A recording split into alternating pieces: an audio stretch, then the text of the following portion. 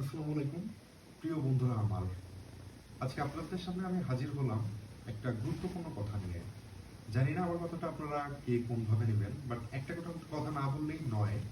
সেটা হচ্ছে, আপনারা সবাই ধারণা করছেন বা আমি বাইরে গেলেও যে কথাটা সব থেকে বেশি শুনতে পাচ্ছি, আমাদের নাকি দ্রব্যমূল্যের দাম নাকি অনেক কমে গেছে। বাট না, এটা মিথ্যা। আমি আপনাদেরকে একটা জিনিস দেখাতে চাই, সেটা হচ্ছে, ধরুন এটা বেগুন।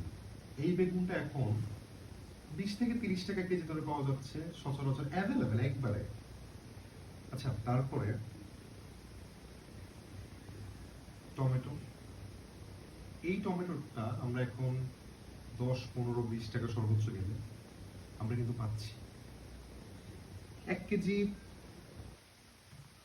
মরিচের দামও কিন্তু 30 থেকে 40-এর ঊর্ধ্বে নয়। আচ্ছা, এখন মূল কথায় আসি। তার মানে কি আমাদের দ্রব্যমূল্যের দাম কমে গেছে? না, কখনোই না।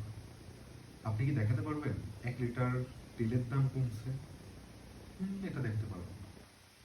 অনেকের মুখে শুনছি ডক্টর ইউনূস, হাসিনা, বিএনপি সরকার, জামাত, এগুলো আসলে ইম্পর্টেন্ট ব্যাপার না। আর বাংলাদেশের ইতিহাসে খুব নর্মাল কোনো সরকার আমরা এটা ডিজার্ভ করি না। ভদ্রলোকের জন্য বাংলাদেশ সরকার না।